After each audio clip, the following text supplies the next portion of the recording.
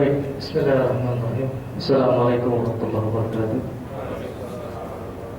Alhamdulillah, salatu wassalamu ala rasulillah wa ala alihi wa sahbihi wa ala wa la hawla wa la quwwata illa billah. Asyhadu an la ilaha illallah, asyhadu anna Muhammadan abduhu wa rasuluhu la nabiyya ba'da. Allahumma shalli ala Muhammad wa ala alihi wa sahbihi ajma'in wa ba'd. Sallallahu ta'ala fi kitabil karim. A'udzu billahi minasyaitonir rajim. Bismillahirrahmanirrahim. Ya ayyuhallazina amanu taqullaha haqqa tuqatih wa la tamutunna illa wa antum muslimun. Wa qala 'azam kuntum khayra ummatin ukhrijat lin-nasi ta'muruna bil ma'ruf wa tanhauna 'anil munkar wa tu'minuna billah. Shadaqallahu al-'azim wa shadaqa rasulul karim. Alhamdulillah, segala puja dan puji bagi Allah, salat dan salam bagi Rasulullah Muhammad sallallahu alaihi wasallam, nabi kita, pemimpin kita, teladan kita, teladan dalam iman, dalam Islam, dalam ibadah, dalam muamalah, dalam dakwah, dan teladan kita dalam berbagai aktivitas kita sehari-hari lainnya. Dan tak lupa kita sampaikan salam untuk keluarganya, sahabatnya, para tabi'in, para tabi'in, kaum muslimin seluruhnya yang tetap istiqomah hingga hari kiamat nanti, dan mudah-mudahan Allah jadikan kita satu di antaranya. Amin ya Allah, amin. Baik, Bapak Ibu yang dimuliakan Allah Subhanahu wa taala, kita awali dengan lafaz basmalah. Bismillahirrahmanirrahim.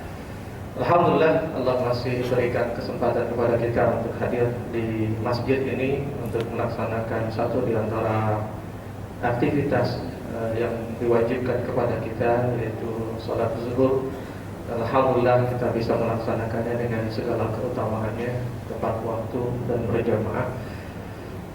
Dan alhamdulillah di tahun yang baru ini, tanggal berapa sekarang ya? Tanggal berapa? 30 Oktober. Kita lebih ingat dengan 30 Oktobernya ya. Padahal saya bilang tahun baru sekarang. Tanggal berapa? Tanggal 4, tanggal 5. Tanggal 4, tanggal 5. Atau tanggal 6. Hah? Ya, kita masuk di tanggal 6 di bulan Maret. Alhamdulillah, Allah mudah-mudahan memberikan segala yang terbaik buat kita, jadikan kita manusia yang baru, manusia yang lebih baik tentunya. Karena satu di antara PR kita umat Islam adalah bagaimana membangun kesadaran kita akan tahun Hijriah. Karena tahun Hijriah bukan hanya sekedar tarikh pergantian hari, minggu dan bulan sebagaimana Masehi, Saka dan tahun lainnya, tapi Hijriah adalah juga bagian dari proses pembentukan dan pembangunan pribadi seorang muslim yang memang diskenariokan oleh Allah Subhanahu wa taala dan Rasulullah sallallahu alaihi wasallam. Dari bulan ke bulan itu adalah sebuah proses pembangunan hingga berujung pada bulan Zulhijjah sampai pada proses puncak, tahap puncak dari pembangunan pribadi muslim dengan semangat pengorbanan, kekaryaan, aktualisasi diri dalam bahasa psikologinya, sehingga kemudian setelah sampai pada puncak pembentukan dirinya, dia masuk ke tahun baru menjadi manusia yang baru. Namun pada kesempatan kali ini saya tidak akan bahas tahapan-tahapan itu, mungkin nanti di lain waktu dan lain kesempatan. Sehingga jika kesadaran kita akan hijriyah itu hilang, maka dengan sendirinya kesadaran kita akan jati diri kita sebagai muslim pun juga akan hilang. Karena tadi kita tidak ngeh dengan setiap proses pembentukan itu. Seperti itu. Itu PR kita yang pertama. Bagaimana kita membuat lebih aware terhadap hijriyah ini, membuat lebih ngeh, lebih responnya lebih cepat ketimbang Masehi. Tanggal berapa sekarang? Maka yang tersebut adalah hijriyahnya ketimbang Masehinya, dan itu memang butuh waktu, dibiasakan, pembiasaan. Jika perlu bukan hanya kalender Masehi, tapi adakan kalender Hijriyah di rumah kita. Nah, Bapak Ibu yang Allah Subhanahu wa taala, sebagaimana tadi saya katakan proses pembentukan itu berujung pada Zulhijjah dan masuk ke tahun baru, kita menjadi manusia baru, manusia yang lebih baik. Maka kemudian perubahan, perbaikan menjadi satu catatan penting di dalam diri kita. Dan ketika bicara tentang perubahan dan perbaikan, maka ada dua hal penting di dalam proses itu. bagi seorang mukmin. Yang pertama adalah ada jargon di dalam Islam, al-hijratu rihlatul hidayah. Hijrah itu adalah perjalanan hidayah, perjalanan menuju petunjuk, perjalanan mengarah kita kepada petunjuk. Dan yang namanya petunjuk adalah perbaikan. Orang yang dapat hidayah pasti dia akan menjadi lebih baik. Petunjuk itu adalah perbaikan. Maka seharusnya di bulan Hijriah atau di tahun baru Hijriah ini, setiap mukmin itu menjadi manusia yang baru, menjadi manusia yang lebih baik daripada sebelumnya. Lebih baik segala-galanya, lebih baik cara berpikirnya, lebih baik cara hidupnya, lebih baik perilakunya, lebih baik akhlaknya, lebih baik amal ibadahnya, lebih baik lisannya, lebih baik segala-galanya. Karena dia adalah perjalanan hidayah, perjalanan ke arah perbaikan. Dan bukan hanya itu, yang kedua, hakikat dari Hijriah, hakikat dari tahun baru adalah bukan hanya sekedar perbaikan, tapi juga sebagai sebuah proses kebermanfaatan. Di saat perbaikan diri, peningkatan kualitas diri terjadi pada kita, maka di saat yang bersama proses kebermanfaatan kita harus meningkat seiring dengan peningkatan kualitas diri kita. Bertambah baik perilaku kita, maka bertambah bermanfaat kita. Bertambah banyak harta kita, bertambah banyak manfaat dari harta itu. Bertambah baik lisan kita, bertambah besar manfaat lisan ini terhadap orang. Bertambah ilmu kita, bertambah juga manfaat ilmu kita terhadap manusia. Jadi bukan hanya sekedar meningkat kualitas diri, tapi kemudian tidak meningkat juga kualitas kebermanfaatan dirinya.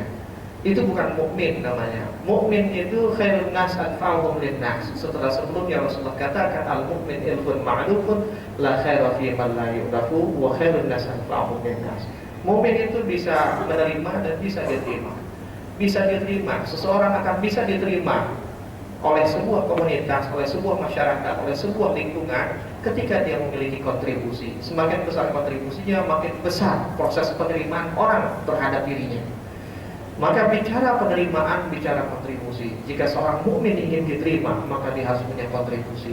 Dan bicara kontribusi, maka kita bicara tentang kebermanfaatan diri kita.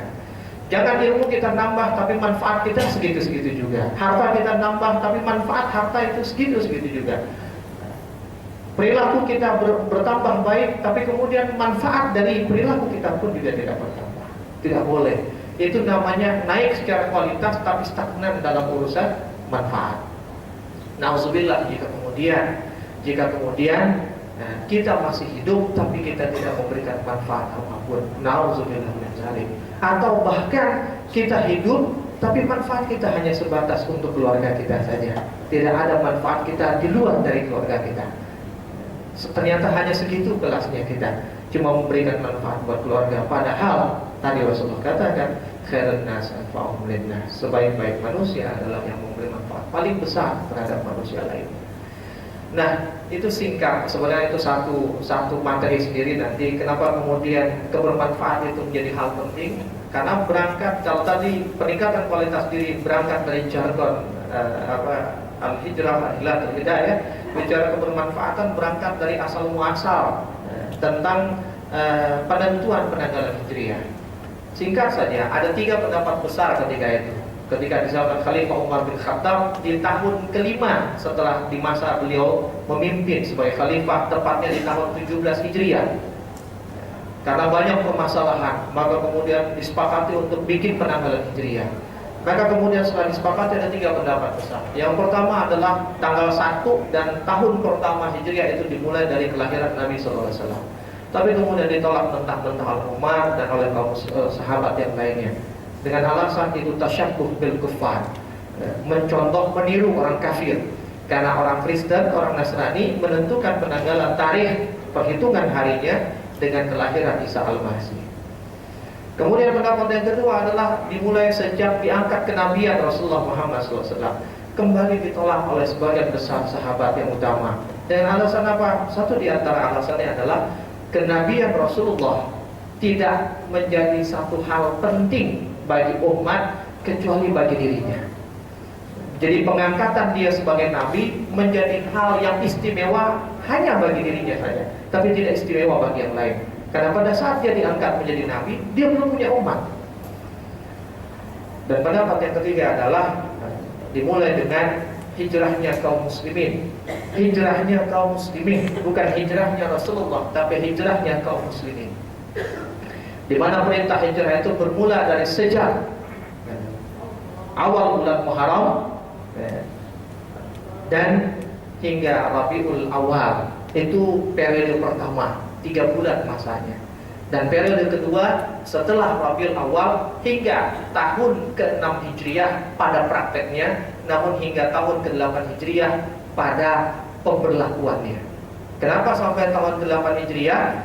Karena Rasulullah katakan la hijrah ba'dal fathi. Tidak ada hijrah setelah Futuh Mekah. Dan Futuh Mekah di tahun ke-8 Hijriah, berarti berlaku hijrah hingga tahun ke-8 Hijriah. Namun kenyataannya gelombang kedua hijrah itu terjadi dan berhenti atau selesai seluruhnya hijrah di tahun ke-6 Hijriah. Dan kenapa kemudian diambil pada saat hijrahnya Rasulullah, hijrahnya kaum muslimin? Karena peristiwa hijrah adalah peristiwa yang punya arti penting, bukan hanya bagi Rasulullah, tapi juga bagi kaum muslimin. Bukan hanya bagi kaum muslimin di Mekah, tapi juga bagi kaum muslimin di Madinah. Bukan hanya bagi kaum muslimin, tapi juga bagi orang-orang kafir, baik orang kafir Quraisy di Mekah maupun orang-orang Yahudi di Madinah. Hijrah itu menjadi peristiwa yang penting bagi mereka semua.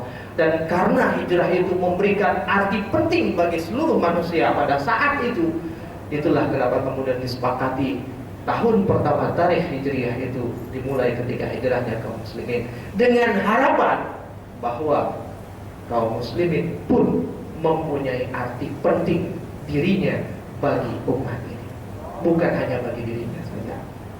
Baik, namun kemudian ketika kita bicara perubahan, terkadang berubah itu bukan perkara yang mudah.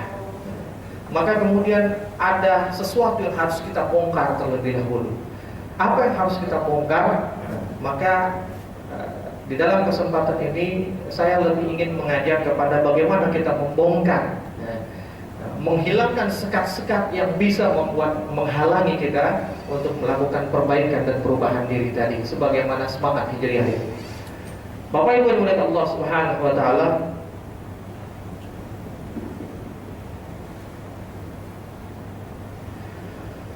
iya, judulnya Let's Change, mari kita berubah. Ada 5 hal, ada 5 bongkaran yang harus kita lakukan. Oke, ini hanyalah potongan dari materi pelatihan yang sempat saya berikan di beberapa tempat. Mudah-mudahan bermanfaat. Saya sampaikan dalam bahasa Inggris, tapi nanti akan saya terjemahkan. Bukan karena saya anggap Bapak Ibu sekalian tidak mengerti, tapi saya yakin Bapak Ibu mengerti. Cuma saya senang saja untuk menerjemahkan. Kalau nanti terjemahannya ada yang kurang baik, tolong diluruskan. Baik, Bapak Ibu yang dimuliakan Allah Subhanahu wa taala, saya akan mulai. There are 5 things you need to know before change. Ada 5 hal yang perlu Anda ketahui sebelum Anda berubah. Ada 5 hal. Dan 5 hal inilah yang harus kita kuatkan supaya kemudian kita bisa berubah. Always remember them and never forget. Selalu ingat 5 hal itu dan jangan pernah lupa dan. And you will become the best person you can be. Maka insya Allah kita akan jadi manusia yang lebih baik atau manusia yang terbaik yang pernah ada. Yang pertama, Bapak Ibu yang Allah Subhanahu wa taala, you will be able to do many great things. Satu yang perlu kita sadari bahwa setiap kita mampu melakukan hal-hal besar. Setiap kita mampu melakukan pekerjaan besar. Namun, but only if you allow yourself to be held in Allah's hand. Hanya jika kita membiarkan diri kita dipegang, dikendalikan oleh Allah Subhanahu wa taala, dikendalikan oleh tangan Allah Subhanahu wa taala, kita tidak akan pernah mencapai pekerjaan besar, menyelesaikan pekerjaan besar dan mencapai kebesaran kita jika kita tidak membiarkan diri kita dikendalikan oleh tangan Allah Subhanahu wa taala. Mungkin kita akan bisa melakukan hal-hal besar, kita menjadi orang besar, tapi kebesaran itu tidak akan pernah sebesar jika kita membiarkan kita dikendalikan oleh Allah Subhanahu wa taala. Biarkan Allah menjadi dalang dan kita menjadi wayangnya. Walaupun banyak orang-orang liberal, walaupun banyak orang-orang yang sangat rasional kemudian mengatakan jangan biarkan batasi diri Anda dan membiarkan diri Anda dianeksasi, dikuasai, dijajah, oleh yang namanya undang-undang, hukum, bahkan harta yang namanya Tuhan sekalipun, pada saat Anda membiarkan diri Anda dibatasi oleh Tuhan, pada saat itulah Anda akan mendapatkan keterbatasan. Pada saat Anda membiarkan Anda diatur oleh Al-Quran, maka berarti Anda dibatasi. Tapi Anda akan sampai pada titik ketidakterbatasan manusia jika Anda membiarkan diri Anda dibebaskan, terbebas dari segala hal. Ini gaya-gaya orang free thinkers. Dia katakan kapasitas otak kita akan mencapai sesuatu yang tak terbatas jika cara berpikir kita tidak dibatasi oleh apapun. Lantas ketika bertemu dengan orang seperti itu yang mengatakan seperti itu, saya katakan betul. Ketika Anda membatasi diri Anda dengan Quran, Anda membatasi diri Anda dengan Tuhan, pada saat itu Anda terbatas. Anda akan memiliki keterbatasan. Namun keterbatasan Anda itu adalah keterbatasan di dalam keterbatasan. Keterbatasan di dalam ketidakterbatasan. Karena apa? Anda membatasi diri Anda dengan Tuhan, dan Tuhan itu maha tak terbatas. Maka keterbatasan yang terbentuk pada diri Anda adalah keterbatasan di dalam ketidakterbatasan. Tapi ketika Anda membiarkan diri Anda bebas sebebas-bebasnya, termasuk tidak ingin dikendalikan oleh Tuhan, maka betul Anda tidak akan menjadi manusia yang tak terbatas. Tapi keterbatasan Anda adalah keterbatasan di dalam sebuah keterbatasan. Apa keterbatasannya? Keterbatasan Anda sebagai manusia yang terbatas otaknya. Sehebat apapun Anda berpikir, walaupun tidak dibatasi, maka tetap dia akan terbatas dengan kapasitas volume otak Anda yang hanya 150 cc saja, tidak lebih dari itu. Sebebas Anda apapun Anda berbuat dengan fisik dan tubuh Anda, maka sebesar apapun yang bisa Anda buat, dia tidak akan pernah lebih besar dari apa fisik yang Anda punya. Dan lain sebagainya. Seperti ibarat himpunan semesta. Dulu kita pernah belajar matematika, ada himpunan semesta. Di dalam himpunan semesta itu ada himpunan bagian, himpunan bagian A, himpunan bagian B. Antara himpunan bagian A dengan himpunan bagian B ada irisan, dan irisan itu kecil. Dan itulah kita manusia. Bahkan kita tidak lebih besar daripada himpunan semesta, bahkan kita tidak lebih besar daripada himpunan bagian yang namanya makhluk. Kita hanyalah irisan-irisan kecil di dalam himpunan bagian itu. Jika kita menggantungkan diri kita sebatas pada himpunan bagian kita sebagai manusia, maka sebesar-besarnya kita sebesar himpunan bagian itu, irisan. Tapi ketika kita membatasi diri kita, menyerahkan diri kita sepenuhnya kepada Allah, dan Allah itu adalah himpunan semesta, maka sekecil-kecilnya kita, seterbatas-terbatasnya kita ada di dalam kesemestaan tadi. Bapak Ibu yang dimuliakan Allah Subhanahu wa taala, itu sebabnya kenapa kemudian Ibnu Taimiyah rahimahullah ketika mengomentari surat Al-Ankabut ayat 69, wallazina jahadu fina lanahdiyannahum subulana. Dan orang-orang yang bersungguh-sungguh menuju kepada Allah, orang yang melepaskan dirinya sepenuhnya kepada Allah, tafwidnya sempurna, penyerahan dirinya sempurna kepada Allah. Fina lanahdiyannahum subulana. Kata Allah, benar-benar aku akan tunjukkan kepadanya jalan-jalanku. Dia mengatakan, Ibnu Taimiyah mengatakan, apa maksud dari ayat ini? Bahwa sesungguhnya Allah akan menunjukkan dia kepada pekerjaan-pekerjaan, kepada amal-amal, kepada perbuatan-perbuatan yang tidak diketahuinya sebelumnya. Seperti seseorang berada di sebuah lapangan yang ketika dia menatap jauh ke depan, maka terlihat garis lurus sebagai pembatas jarak pandang dia. Bukan berarti kemudian di balik garis lurus itu adalah jurang, tapi itu bermakna bahwa matanya sejauh-jauh melihat ada batas pandangnya. Tapi ketika dia menyerahkan, menggantungkan dirinya sepenuhnya kepada Allah Subhanahu wa taala, maka Allah akan buka batas jarak pandang itu sehingga dia mampu melihat apa yang tak tampak oleh orang lain. Karena apa? Karena mata Allah sudah menjadi mata bagi dia. Dan mata Allah tidak ada yang bisa membatasi jarak pandangnya. Bapak Ibu yang dimuliakan Allah Subhanahu wa taala, itulah ketika kita membiarkan diri kita dikendalikan oleh Allah, maka insya Allah sebesar apapun pekerjaan, sebesar apapun ingin kita menjadi, maka kita akan menjadi itu jika kita melepaskan diri kita dengan Allah Subhanahu wa taala. Bahkan mungkin kita akan bisa mengerjakan pekerjaan yang lebih besar, menjadi yang lebih besar, yang tak pernah terbayangkan oleh kita kebesarannya, yang tak mampu seorang pun bisa mencapainya. Karena apa? Karena Allah yang memainkan kita, maka Dia semau-maunya membesarkan kita. Dan kemudian jika kita lihat Bapak Ibu yang Allah sedikit saja, ya, ini mungkin Bapak Ibu sudah sering melihat, tapi mari untuk saya senang di poin pertama ini agak panjang, tapi saya senang di poin pertama ini. Saya ingin membuat kita tampak semua begitu bodohnya, begitu kecilnya. Kita bicara tentang ukuran. Merkurius itu besar, tapi bulan itu besar, tapi dibandingkan dengan Merkurius dia kecil. Merkurius besar, tapi dibandingkan dengan Mars dia kecil. Mars besar, tapi dibandingkan dengan Venus dia sangat kecil. Venus besar, tapi dibandingkan dengan Bumi dia lebih kecil. Bumi besar, tapi dibandingkan dengan Neptunus, maka Bumi jauh lebih kecil. Neptunus besar, tapi dibandingkan dengan Saturnus dia bukan apa-apa. Saturnus besar, tapi dia lebih kecil daripada Jupiter. Jupiter planet paling besar di tata surya kita, tapi dia kecil dibandingkan dengan matahari. Matahari bintang yang besar, tapi dia kecil di hadapan bintang yang namanya Sirius A. Sirius A besar, tapi dia kecil di hadapan Pollux. Pollux besar, tapi dia sangat kecil di hadapan Arcturus. Arcturus besar, tapi dia sangat kecil di hadapan bintang Aldebaran.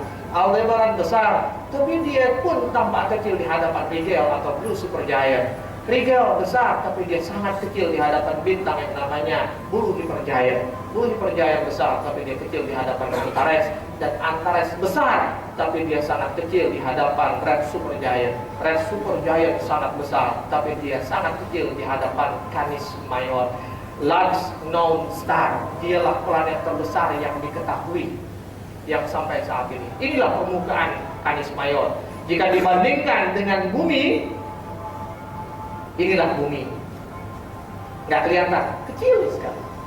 The star has a diameter of about 2,8 miliar kilometer diameternya.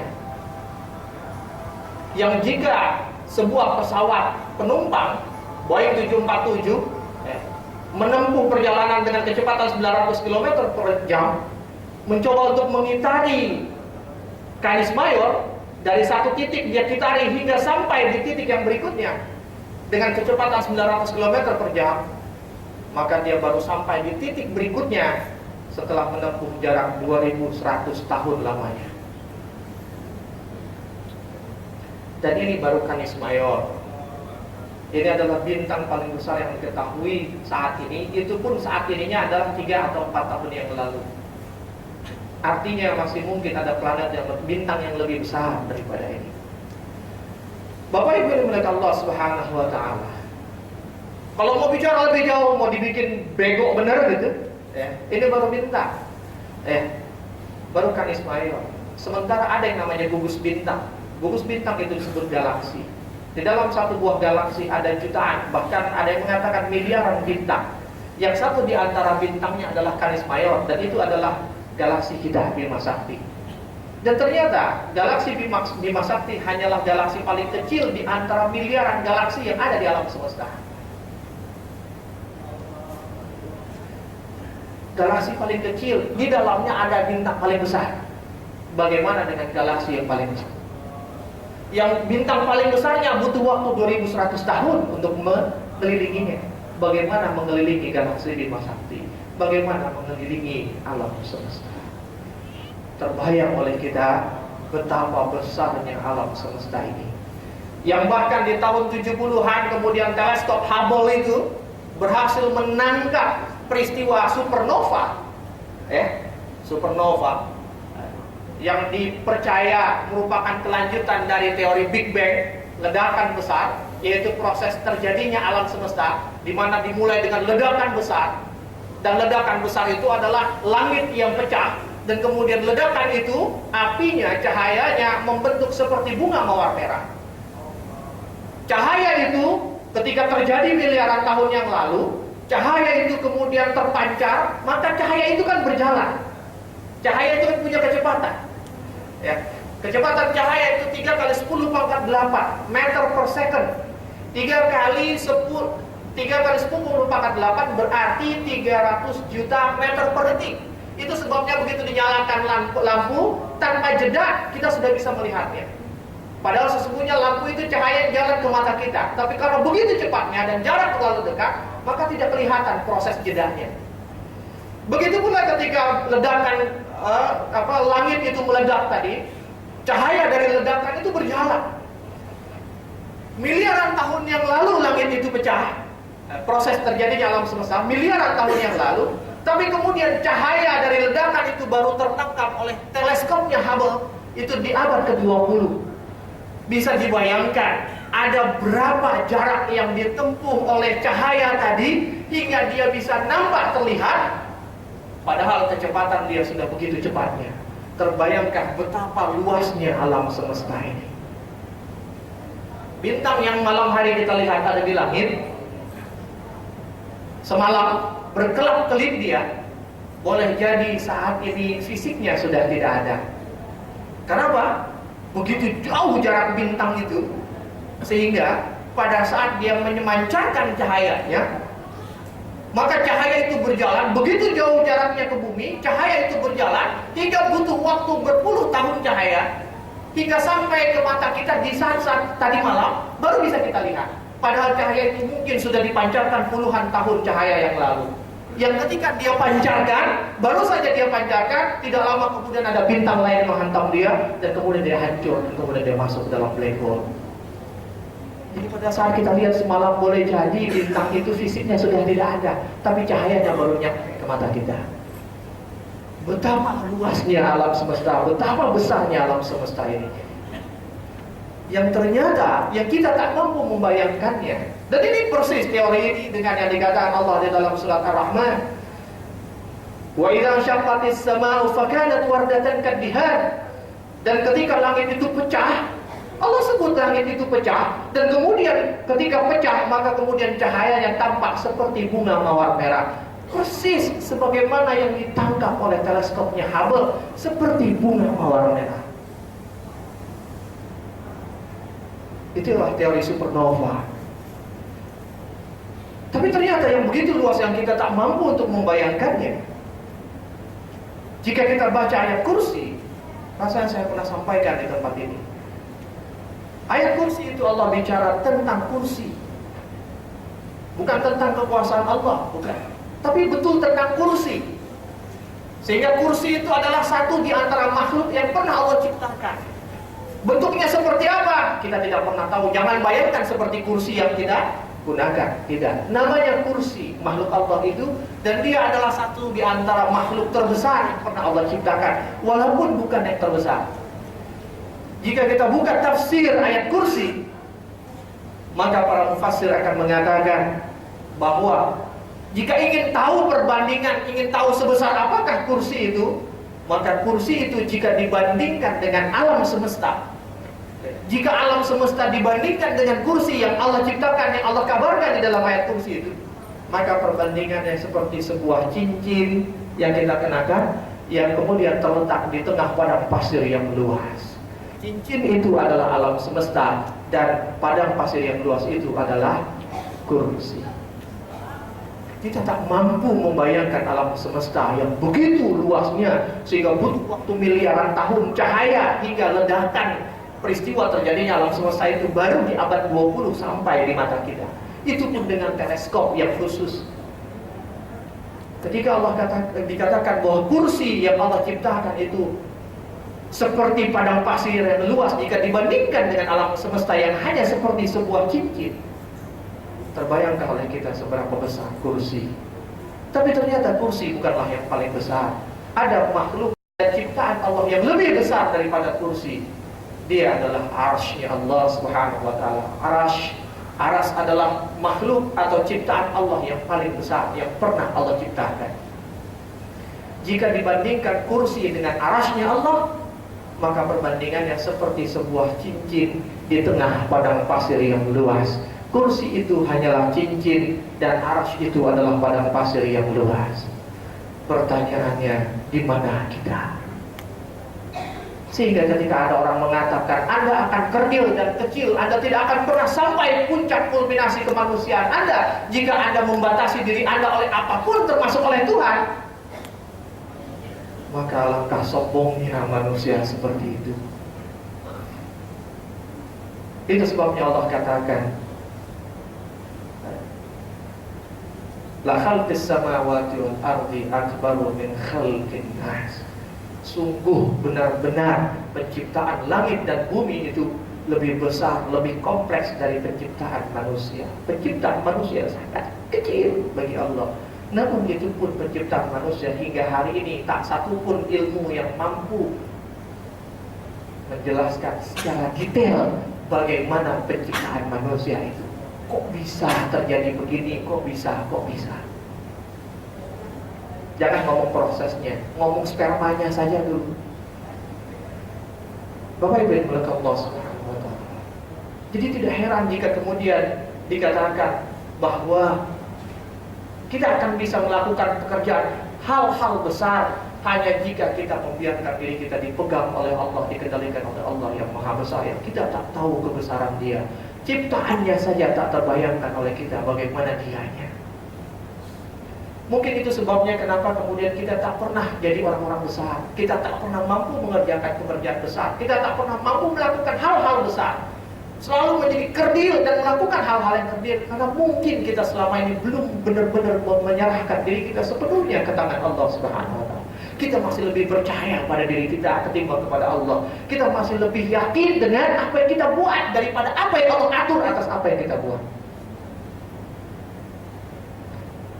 Satu di antara tausiah dari Syekh, dari Al-Ustaz, seorang tabi'in, Al-Hasan Al-Basri, sempat saya share di beberapa kawan. Ketika dia mengatakan, aku temukan ada 90 ayat yang berbicara tentang jaminan Allah atas rizki manusia. Dan aku hanya temukan satu buah ayat yang berisikan tentang bagaimana upaya setan untuk membuat kalian ragu atas rizki kalian di muka bumi. Tapi entah kenapa manusia masih lebih percaya dengan satu buah ayat dari seorang pendusta yang namanya Iblis, yang berusaha untuk meragukan kalian daripada 90 ayat dari Allah yang Maha Benar, yang meyakinkan kepada Anda bahwa rezeki kalian sudah dijamin oleh Allah di muka bumi ini. Buktinya apa? Kita masih lebih kuat dalam upaya mengejar dunia kita ketimbang akhirat kita. Pada dunia kita Allah sudah jamin sampai kita mati. Ya mungkin kenapa kita nggak kaya-kaya, nggak jago-jago, nggak pinter-pinter banget, karena mungkin kita belum menyerahkan diri kita sepenuhnya kepada Allah. Mengikut apa aturan Dia dalam mencari uang, dalam bekerja, dalam berperilaku, dalam berpikir, ikut apa kata Allah. Maka pikiran kita akan sampai pada kebesarannya ketika kita ikut cara berpikir Allah. Tubuh kita akan sampai pada puncak kebermanfaatan jika kita ikut bagaimana Allah mengatur tubuh ini. Kekayaan kita akan sampai pada kebesaran yang paling besar jika kita ikut bagaimana cara mendapatkannya sebagaimana Allah gariskan di dalam Al-Quran. Bapak Ibu yang dimuliakan Allah Subhanahu wa Ta'ala, and allow other human beings to access you for the many gifts you possesses, dan membiarkan manusia siapapun dia memanfaatkan setiap kemampuan dan bakat yang kita miliki. Jadi gak usah takut ketika ada orang memanfaatkan kita. Enak bener dia mulu yang manfaatin saya, biarkan. Gak usah merasa rugi ketika ada orang mengambil manfaat dari kita sebanyak-banyaknya. Gak usah takut. Semakin besar seseorang mengambil manfaat dari diri kita, semakin besar dia memanfaatkan kita, semakin besar hutang budi dia kepada kita. Dan hutang budi itu semakin membesarkan nilai amal dan nilai diri kita di hadapan Allah Subhanahu wa Ta'ala selain di mata Dia. Nggak usah rasa rugi ya ketika dimanfaatin. Enak bener dia, gua mulu yang ngasih. Nah, biarin saja. Bapak Ibu yang dimuliakan Allah Subhanahu wa Ta'ala, saya hanya ingin menunjukkan bahwa banyak orang-orang besar di muka bumi ini, dia menjadi besar karena dia menyerahkan dirinya sepenuhnya kepada Tuhannya. Saya hanya bicara, ini contoh saja, ini tentang seorang Genghis Khan. Di final battle dia, ketika di hadapan pasukan, dia dikatakan bahwa pasukannya besar, Dia ingin melakukan penyakuan, tapi kemudian musuhnya mencoba untuk memecah mereka, Mongol.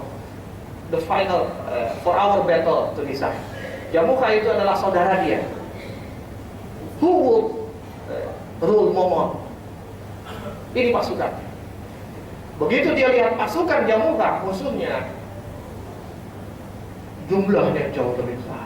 Jamukha's army was bigger, but I had my strategy and I knew how to win. I still need Tengri, Lord of the Blue Sky, to be on my side. Maka ibu dari Allah Subhanahu wa Ta'ala, dia orang besar, saking besarnya setiap peperangan yang dia pimpin tidak satu pun dia kalah. Bahkan Baghdad hancur luluh lantah oleh dia.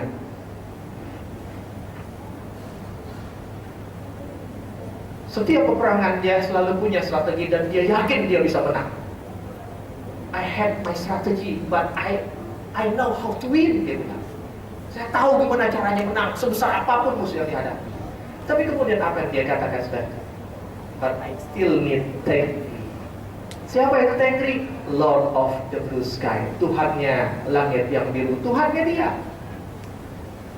To be on my side, ada di samping dan di sisiku. Orang-orang besar adalah orang-orang yang punya spiritualitas yang sangat luar biasa. Penyerahan dirinya terhadap Tuhan, Tuhannya begitu tinggi. Begitupun pada sosok William Wallace di Skotlandia. Begitupun pada sosok Napoleon Bonaparte. Nggak usah jauh-jauh. Begitupun pada sosok seorang Raden Wijaya di Indonesia. Kepasrahan, penyerahan dirinya, ketergantungannya kepada Tuhan yang begitu besar, dan itu yang membuat mereka menjadi orang-orang besar. Padahal Tuhan yang tidak jelas. Sementara kita, Tuhan kita jelas, dan kejelasannya dikonfirmasi oleh ilmu pengetahuan. Satu di antaranya tadi, teleskop Hubble tadi hanyalah mengkonfirmasi tentang kebenaran Allah Subhanahu wa Ta'ala, karena dia mengabarkan jauh sebelum Hubble punya teleskop di dalam Al-Quran tentang peristiwa terjadinya alam semesta. Maka kalau kemudian kita penyerahan diri kita pun sekuat begitu luar biasa kepada Allah, pasti yang bisa kita capai jauh lebih besar daripada apa yang bisa dicapai oleh orang-orang besar seperti mereka. Dan terbukti seorang Umar bin Khattab, seorang Khalid bin Walid bisa menghasilkan yang jauh lebih besar daripada seorang Genghis Khan. Seorang Muhammad SAW bisa melakukan sesuatu yang jauh lebih besar. Efek dampaknya, hasilnya seperti revolusi, walaupun caranya evolusi. Caranya evolusi ya, tapi efeknya, hasilnya seperti revolusi. Bapak Ibu Allah Subhanahu. Kenapa? Ya, karena mereka gantungkan kepada Allah yang Maha Besar, maka pekerjaan besar akan bisa dilakukan. Dan setiap kita diciptakan untuk melakukan hal-hal besar, bukan hal-hal kecil. Singkat saja,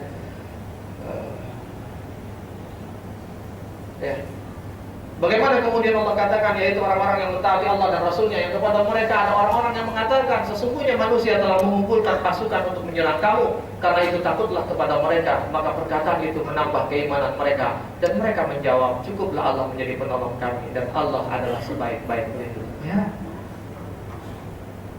Bahkan ketika dikatakan ditakut-takuti dengan segala kebesaran, dia katakan, la baksa, Tuhanku yang lebih besar daripada itu.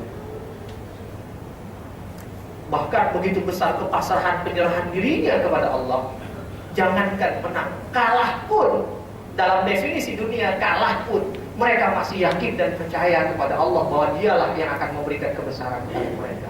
Dalam peristiwa Perang Uhud tadi, karena agak panjang filmnya, ketika kemudian di fase kedua Perang Uhud, kaum muslimin itu kalah dan kemudian mereka lari. Di saat mereka lari itulah kemudian Khalid dan Abu Sufyan yang ketika itu masih kafir mengatakan kepada mereka, ya Muhammad, sesungguhnya pertempuran itu seperti perdagangan, ada kalanya untung, ada kalanya rugi. Kemarin kami kalah, hari ini kau yang kalah. Tapi apa jawaban dari Rasulullah, dari kaum muslimin? Sesungguhnya Tuhan kami yang akan memberikan kemuliaan kepada kami, bukan diberikan kepada kalian.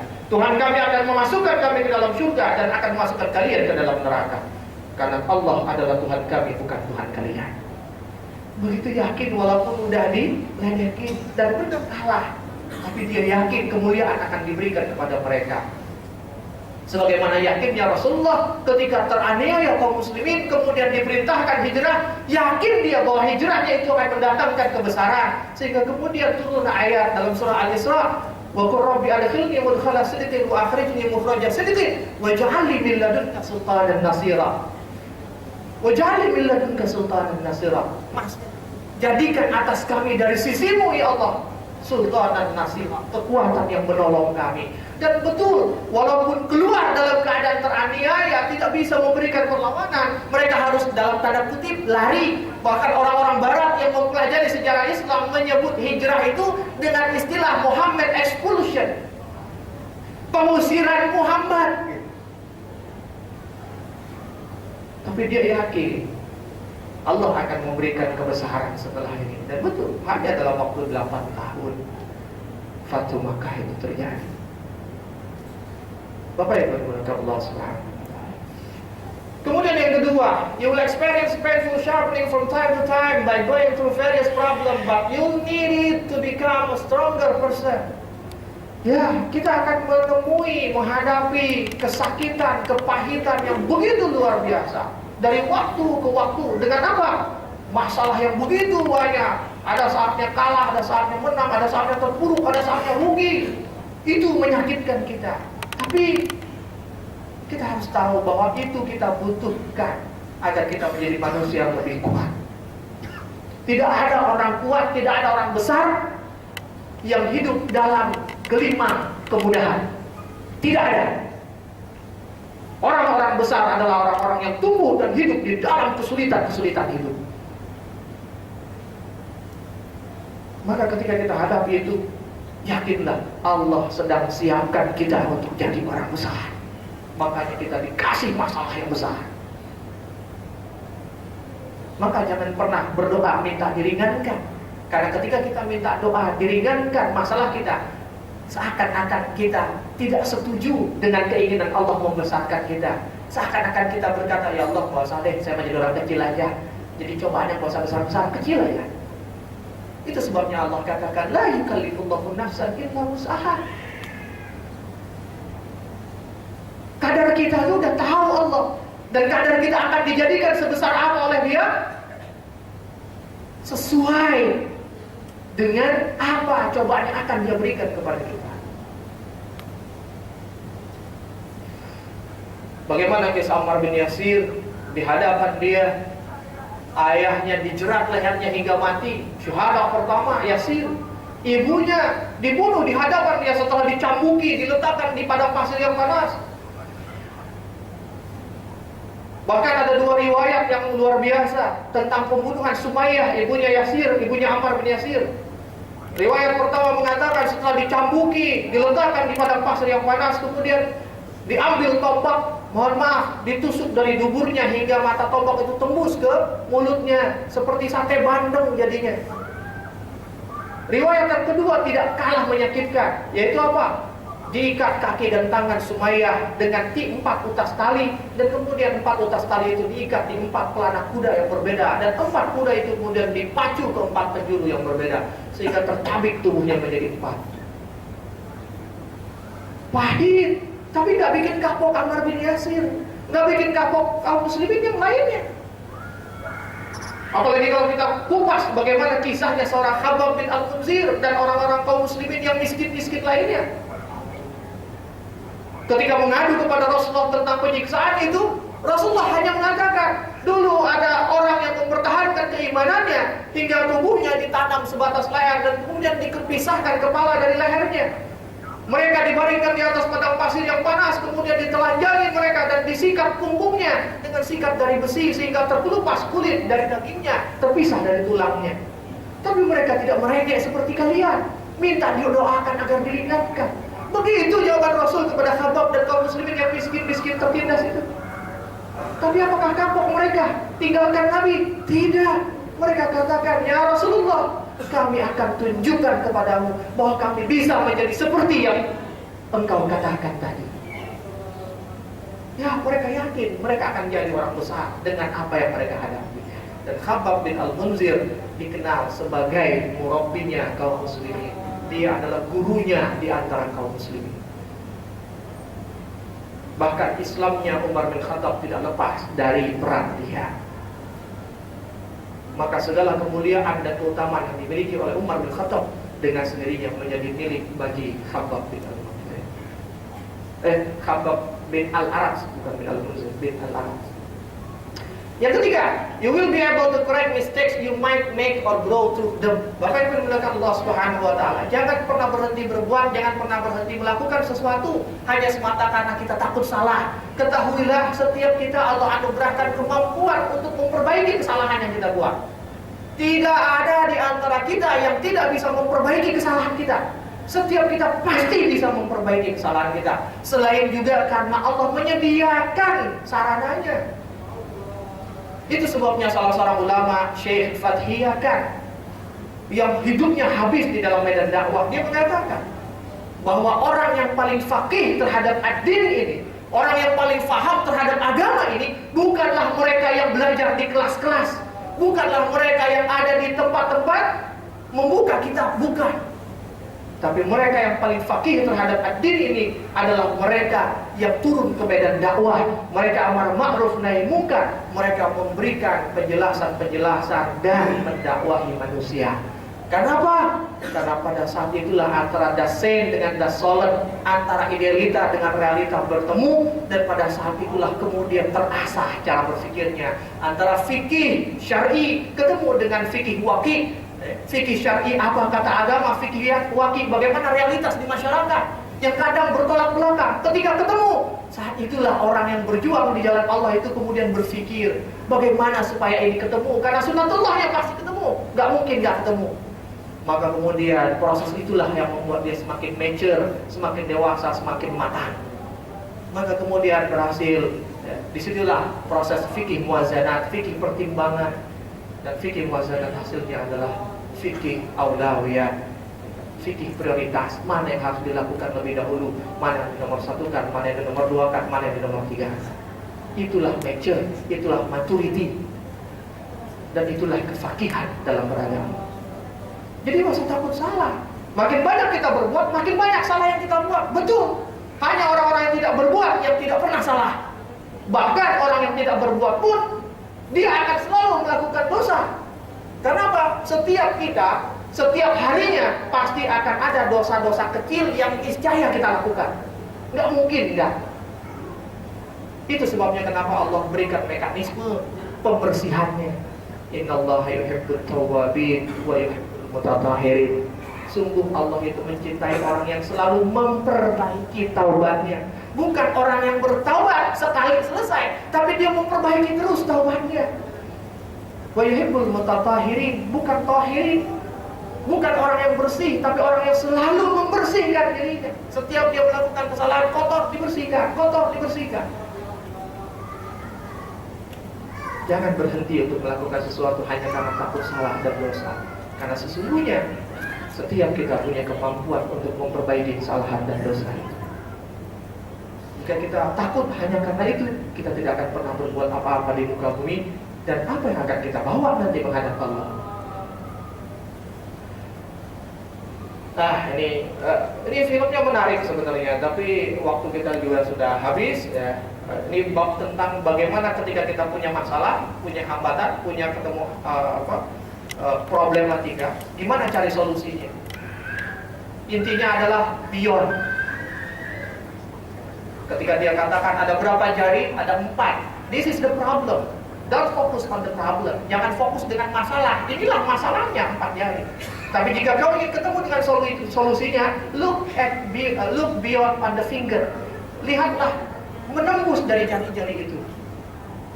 Melihatlah ke depan di antara sela-sela jari-jari itu.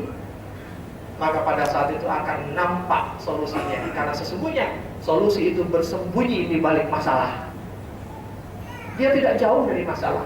Dia hanya bersembunyi di balik masalah. Cuma bagaimana nemuin dia itu yang gak gampang. Untuk nemuin yang kita harus beyond on the problem. Dan dalam bahasa Islam Allah kabarkan jelas betul beyond itu. Saya sering sampaikan, ingatkan surat Al-Muzammil. Ya, Allah perintahkan kita bangun di malam hari, sholat, baca Quran setengah malam atau kurang atau lebih sedikit. Kenapa kata Allah? Ya ayyuhal muzammil qum al-laila illa qalilan nisfahu aw inqus minhu qalilan aw zid 'alaihi wa rattilil qur'ana tartila inna sanulqi 'alaika qawlan tsaqila. Karena di malam itu Allah akan tunjukkan, Allah akan berikan qawlan tsaqila, dan qawlan tsaqila itu adalah solusi dari setiap masalah yang kita temui di siang harinya. Jadi kalau kita nggak pernah ketemu solusi, itu bayangan jari itu akan nampak begitu kita melihat dari Pak menembus dari sela-sela jari itu. Buktikan saja kalau nggak percaya. Ya, solusi itu bersembunyi, tapi menemukannya kita harus beyond the problem. Mungkin kita tidak pernah ketemu solusi dari masalah-masalah kita, kepentok terus gitu, deadlock terus, ya, karena kita tidak beyond the problem. Kita tidak mencari solusinya. Yang kalau dalam istilah penerbangan, kalau pesawat itu take off, kalau helikopter itu hovering, dia naik ke atas. Maka hovering the problem, naik ke atas masalah itu. Kita tersesat di sebuah hutan, mau pakai peta, pakai kompas, nggak bakalan selamat. Cuma satu cara kita keluar dari hutan itu, cari pohon yang paling tinggi, naik ke atasnya, maka akan kelihatan tuh di mana jalan keluar dari hutan itu. Ya, kalau kita punya masalah, punya apapun, hovering the problem. Caranya apa? Naik ke atas. Kemana naik ke atas? Temui Allah Subhanahu wa ta'ala. Qawlan tsaqila itu akan kita dapatkan. Inna nasyi'atal laili hiya asyaddu wat'an wa aqwamu qila. Karena di malam hari itu lebih baik, lebih bagus untuk membangun jiwa. Yang jiwa yang baik itulah yang akan mampu menangkap qawlan tsaqila.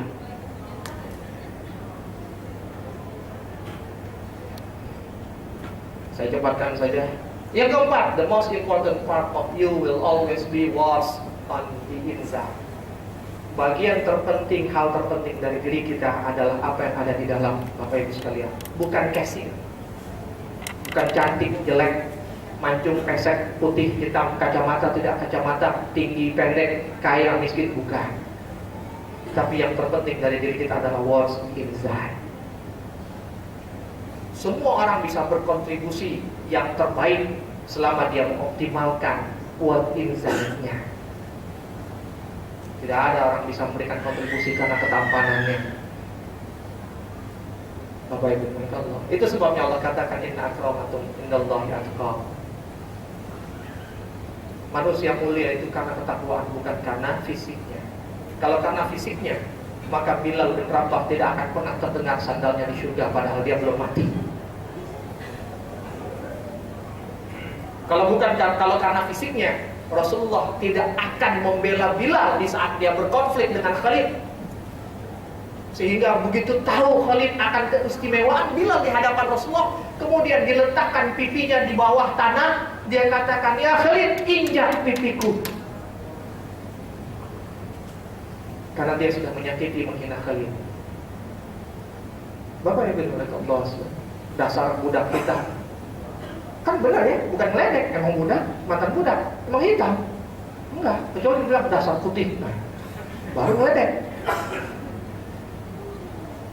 Bapak Ibu Allah, ya ini lewat saja, panjang kalau ngomongin ini ya. Saya ingin menunjukkan saja bahwa ya kadang-kadang kita terpaku dengan casing, babi, manusia, padahal inside-nya unsur pembentuk fisik manusia salah satunya dan sifat bawaan adalah DNA. Dan DNA babi dengan DNA manusia selisihnya tipis. Paling dekat DNA kita dengan babi dibanding dengan sapi dan makhluk lain. Buktinya apa? Penyakit babi bisa nular ke kita. Penyakit kita bisa nular ke babi. Itu tandanya apa? Kompatibel. Kalau nggak kompatibel nggak akan. Nggak ada flu sapi pindah ke manusia. Tidak. Itu sebabnya kenapa vaksin-vaksin itu pakai unsur babi. Karena apa? Lebih absorb di tubuh kita. Di Swedia dan beberapa negara Eropa ditemukan dengan menggunakan unsur sapi, betul. Tapi diakui secara kedokteran, tingkat kemujarapannya tidak lebih baik dengan babi. Kenapa? Karena dekat DNA-nya. Jadi kalau kita bangga dengan fisik, dengan what's outside, nggak jauh beda dengan babi kok. Oh, kali ini terong, DNA kita mirip 60% sama terong. 60% kan 50% lebih ya. Logikanya kalau dia bentukan fisik berpengaruh dari DNA, paling enggak pinggang ke bawah terong, pinggang ke atas manusia. Tapi ternyata tidak. Kita lewatkan saja, ini film anak saya untuk internalisasi poin tadi. Juga, dan yang terakhir, yang kelima, on every surface you walk, you must leave your mark. Dimanapun kita berjalan di muka bumi, kita hidup, Bapak Ibu sekalian, maka tinggalkanlah jejak kita di sana. Ya, no matter how difficult the situation, nggak mau tahu gimana susahnya situasinya, you must continue to serve Allah in everything. Tinggalkan jejak kita di muka bumi dalam rangka serve Allah in everything. Itu diantara hikmah. Ini bukan hadis ya, tapi diantara hikmah. Kenapa setiap ba'da sholat wajib, kemudian kita mau sholat sunnah, pindah, geser. Apa? Dalam rangka merekam jejak kita di tempat itu, sehingga di akhirat nanti ketika bumi ini bersaksi kepada Allah tentang kita, maka setiap tempat itu akan bersaksi akan keberadaan kita di tempat itu pernah mendirikan sholat. Ya, rekam jejak kita. Tinggalkan rekam jejak yang baik dimanapun kita tinggal, sehingga ketika kita pergi dari tempat itu, luar biasa, dulu ada dia, gimana enaknya, ramainya, tapi begitu dia pergi, sepi rasanya. Itu sebabnya salah seorang ustadz mengatakan, ketika meninggalnya seorang kiai besar, dia katakan apa? Jika ingin mengetahui seberapa besar arti seseorang bagi diri kita, maka lihatlah di saat dia meninggalkan kita, maka dia akan meninggalkan ruang kosong yang besar pada diri kita, sehingga kemudian kita merasa ada kehilangan yang begitu besar. Ya Allah, dulu, ya Allah, ya Allah. Ketika orang punya ruang kosong yang begitu besar seiring dengan perginya kita, itu tandanya kita punya arti besar bagi dirinya. Jangan kemudian ketika kita mati, kita pergi, alhamdulillah akhirnya mati juga orang. Na'udzubillah. Rekam jejak juga, tapi rekam jejaknya rekam jejak yang negatif. Katakanlah sesungguhnya aku ini manusia biasa seperti kamu yang diwahyukan kepadaku, bahwa sesungguhnya Tuhan kamu itu adalah Allah yang Esa. Barang siapa berharap perjumpaan dengan Rabb-Nya, maka hendaklah ia mengerjakan amal yang saleh, dan janganlah ia mempersekutukan seorang pun dalam beribadah kepada Allah. Serve Allah always, dan beramal, dan amal itulah yang menjadi rekam jejak kita di muka bumi. Jangan kalah dengan harimau. Harimau setiap dia menguasai satu tempat, maka untuk membuktikan dan mengingatkan dia selalu dengan tempat itu adalah dia akan buang air di tempat itu. Begitu dia pergi jauh, suatu saat dia kembali mengenali tempat itu, bahwa dia pernah berbuat sesuatu di situ, pernah ada di situ, gampang dicium baunya. Jika ada bekas bau kotorannya, berarti dia pernah. Jangan kita pengen ninggalin rekam jejak kita kayak harimau. Itu kebanyakan anak-anak kita ya kan, ABG kita. Ya, saya dulu gitu juga waktu SMA.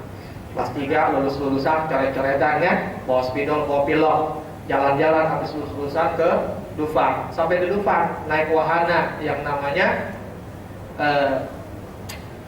Istana Boneka, naik ke perahu ya kan, pegang di spidol, tulis Arsal was here. Naik arung jeram, lagi ngantri, di atas ada temboknya, Arsal was here. Begitu cara kita meninggalkan jejak kita. Kapal gitu ya, 13 coret di mana-mana, bikin orang sumpah serapah. Habis kita hidup kita disumpah serapahin sama orang. Jadi mungkin kalau ada kesulitan-kesulitan hidup, mungkin karena pengaruh itu sumpah serapah orang itu baru kena ya sekarang gitu. Everyone is created by the Maker for a unique and special purpose. Setiap kita itu diciptakan oleh Allah dengan segala keunikan dan kekhususan tujuan. By the same remembering, let us proceed with our life on this earth, having a meaningful purpose in our heart and relationship with Allah daily. Poin pentingnya ini Pak, Bu. You were meant to do great things. Kita ini diciptakan untuk melakukan pekerjaan besar. Allah tidak ciptakan kita untuk melakukan pekerjaan kecil. Dan setelah pekerjaan besar itu dikerjakan, pada saat itulah Allah akan matikan kita. Sebagaimana Allah matikan Rasulullah Muhammad SAW setelah tugas risalah kenabiannya selesai. Begitu turun, al-yawma akmaltu lakum dinakum wa atmamtu alaikum ni'mati wa raditu lakum Islam Madinah. 78 hari setelah ayat itu turun, Rasulullah wafat. Sehingga di saat sahabat semua bersuka cita karena turunnya ayat itu, tapi Abu Bakar pergi ke rumahnya dan kemudian dia menangis seharian di rumahnya. Umar yang tetap di tempat itu tertunduk dan sesenggukan menetes deras air matanya. Para sahabat bingung, kenapa engkau menangis ya Umar? Bukankah harusnya kita bersuka cita karena Allah sudah sempurnakan agama kita? Berarti agama kita adalah agama yang terbaik. Tidak ada yang mengalahkan karena agama kita sempurna. Apa kata Umar? Tidakkah kalian melihat bahwa itu adalah isyarat bahwa tugas Rasulullah selesai? Dan ketika tugasnya selesai, maka kontraknya pun habis. Itu berarti sebentar lagi dia akan berpisah dari kita. Baru ngeh sahabat, astagfirullahaladzim, iya, nangis semuanya. Jangan sampai setiap kita akan mati, selesai atau tidak selesai pekerjaan besar yang dititipkan kepada kita oleh Allah. Jangan sampai jadilah orang yang mati karena pekerjaan kita selesai. Jangan mati karena pekerjaan besar kita nggak selesai. Akhirnya kayak orang kuliah, keluar dari kampus itu cuma satu dari dua kemungkinan, di wisuda atau wisuda. Kalau di wisuda berarti dia selesai kuliah. Tapi kalau wisuda, dosennya udah bingung, ini udah sekian tahun nggak lulus juga. Udah wisuda. Jangan jadi yang kedua, jadilah yang pertama. Karena we were made to do great things. Ini pengingat. Alam ya'nillazi na'amanu an takhsha'a qulubuhum li dzikrillah dan seterusnya. Belumkah datang waktunya bagi orang beriman untuk tunduk hati mereka mengingat Allah dan kepada kebenaran yang telah turun kepada mereka. Jangan sampai mereka seperti orang-orang yang sebelumnya diturunkan kitab, kemudian berlalu waktu yang panjang pada diri mereka, justru membuat hati mereka menjadi keras. Dan kebanyakan di antara mereka adalah orang-orang yang fasik. Bapak Ibu dimuliakan Allah, Allah mengingatkan kepada kita, jangan sampai seperti sebuah kaum sebelum kita, diturunkan kitab kepada mereka. Mereka tinggal hidup bersama kitab itu berpuluh tahun, tapi bukan lunak hatinya, malah makin keras.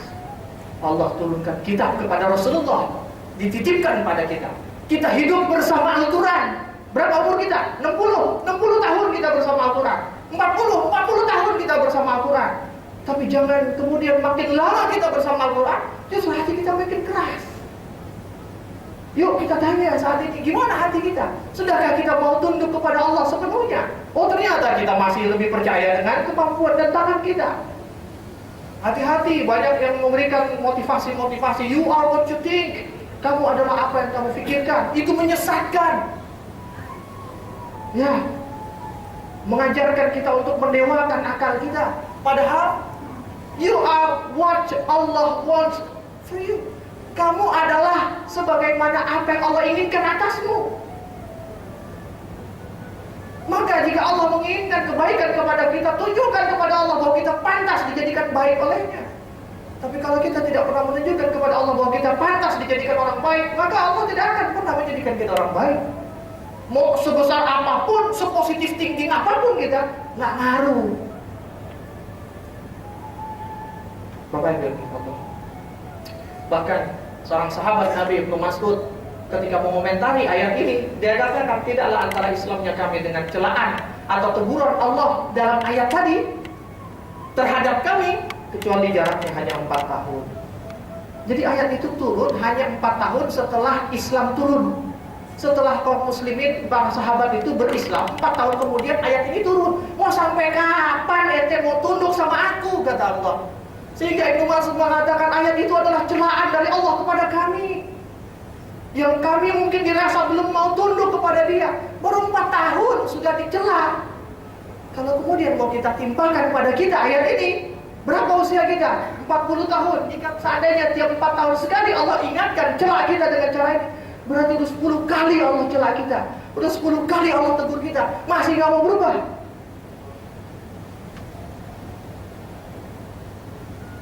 Inna Allah yughayyiru ma biqaumin hatta yughayyiru ma bi anfusihim. Allah tidak akan merubah sesuatu kecuali dia mau merubah dirinya sendiri. Nah, ini kita lewat saja, nanti saja, someday. Sebagai penutup, ini kisah tentang monyet. Saya dapat di Malaysia, kisah monyet, petani, dan pisang. Saya pernah cerita? Oh, belum. Jadi ada seorang pemburu, dia mau memburu monyet. Begitu dibidik itu monyet, begitu mau ditarik pelapuk, lari itu monyet, hilang. Begitu dikejar tuh monyet, tiba-tiba monyetnya naik ke atas pohon. Bingung dia, gimana cara nangkep ini monyet. Lagi bingung, tiba-tiba datang seorang petani. Dia tanya, Tuan, kenapa Tuan? Kok kayaknya pusing banget. Mau ditembak tuh monyet, hilang, saking cepatnya. Mau ditangkap, dia manjat, saya nggak bisa manjat. Apa kata petani? Gampang Tuhan, saya tunjukin caranya. Apa yang dilakukan petani? Diambil buah kelapa. Buah kelapa yang masih utuh, kemudian dilobangi, dikeluarkan isinya, lubangnya kecil. Kemudian diambil pisang, masukin ke dalam kelapa itu, taruh di bawah pohon di mana monyet itu ada. Kemudian Tuan, kita sembunyi sebentar, sembunyi. Ketika sembunyi, monyet itu pelan-pelan turun sampai di bawah, maka kemudian tangannya masuk ke dalam kelapa, shoot, masuk. Begitu dia ambil itu pisang, dipegang, genggam tangannya kan, ditarik nggak keluar, karena lubangnya hanya cukup kalau dia begini. Kalau begini nggak cukup, keluar. Panik tuh monyet, gimana nih gitu ya? Dia pengen itu pisang, tapi ini nggak keluar. Tiba-tiba petani sama pemburu tadi keluar, gitu. Itu keluar, makin panik dia. Akhirnya apa? Dia lari, dia pengen selamat. Tapi pisangnya nggak dilepas, dipegang terus. Maka larinya tidak akan cepat, bebannya berat. Begitu udah mau ketangkep, dia lompat ke pohon. Begitu pegang, karena pegang kelapa kan, nggak kepegang, jatuh, tertangkaplah dia. Bapak Ibu, Allah, ya, setiap kita punya yang kita pegang. Cara berpikir lama kita, perilaku lama kita, akhlak lama kita, cara berinteraksi kita yang lama, semua hal-hal yang lama yang sudah mendarah daging pada kita. Begitu kita evaluasi, kita sadar, ini nggak bagus, ini bisa nyelakain saya, ini bisa nganterin saya ke neraka, ini harus diperbaiki. Kita tahu itu, dan kita ingin berubah, tapi kemudian masih kita pegang. Begitu kita, oh ya kan katanya serahkan pada Allah, tapi ini kesempatan begini jarang loh. Nggak apa-apa kali sekali-sekali. Kita pengen berubah, tapi kemudian kita nggak mau ngelepas yang lama yang kita tahu salah. Apa yang terjadi? Seperti mana tadi, kalau nggak tertangkap, mati. Kalau nggak kita celaka di dunia, ya kita akan celaka di akhirat. Paham nggak maksud saya? Jadi kalau mau berubah, lepaskan semua yang lama yang buruk itu. Jangan disayang-sayangin. Sayang nih, kayaknya selama ini juga, dan lain sebagainya. Dan terakhir, lokasi kancak lompatan juga saya dapat di Malaysia dari kawan. There are 5 frogs on the log. 3 frogs desire to jump into the water. How many frogs are left? Ada 5 katak di atas kayu. 3 katak memutuskan untuk lompat ke air. Berapa katak yang tersisa? Berapa? 5. Kenapa 5, Pak? Ya, jangan bilang nggak ada. Kenapa emang? Yang 3 ikut cebur karena teman-temannya nyebur. 5. Ada 5 katak. 3 memutuskan untuk lompat. Baru memutuskan. Gue lompat aja. Kayaknya enak nih kalau lompat, segar nih. Tapi masih duduk di situ, belum lompat. Masih ada 5. Kita mungkin sering melakukan muhasabah, ya. Malam tahun baru muhasabah kan? Muhasabah sendiri sering. Di sini diingetin, digeder-geder gitu kan? Oh ya harus berubah. Tapi juga harus berubah. Tapi nggak berubah. Selama belum akan berubah. Kalau masih harus berubah. Muhasabah malam. Begitu saya muhasabah, sholat subuh, habis sholat subuh, tahu-tahu lagi, lupa akan dimuhasabah selalu. Bapak Ibu, jangan jadi monyet, jangan jadi katak. Itu kesannya.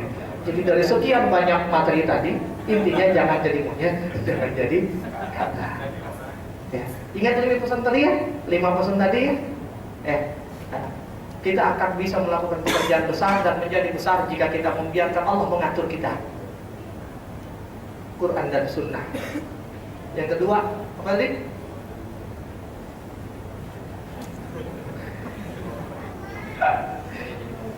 Yang kedua apa tadi?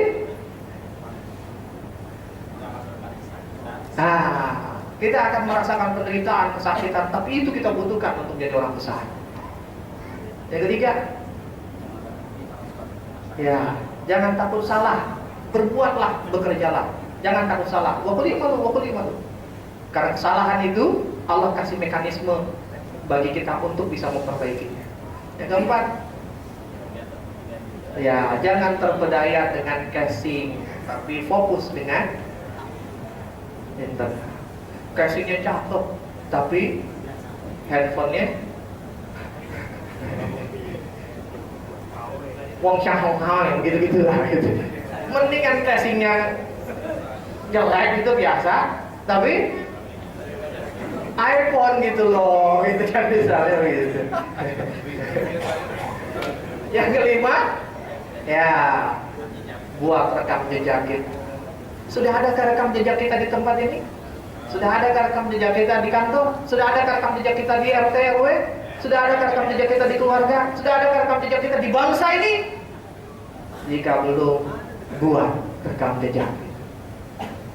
Dengan cara apa? Serve Allah in everything.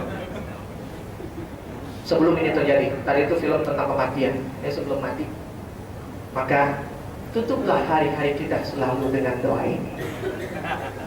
Rabbana la tuzigh qulubana ba'da idh hadaitana wa hab lana min ladunka rahmatan. Ya Allah, jangan Engkau simpangkan, Engkau sesatkan hati kami ini setelah Engkau tunjuki dia. Wa hab lana min ladunka rahmatan, dan jadikanlah dari sisimu untuk kami rahmat-Mu. Innaka antal wahhab, karena Engkaulah yang maha gagah dan maha perkasa. Habis deh. Jazakallah Ustaz. Ini kan waktu sudah lewat jam 1, mungkin Memang nggak perlu ditanya, sengaja. sesi tanya jawab udah ini yang kita tiadakan.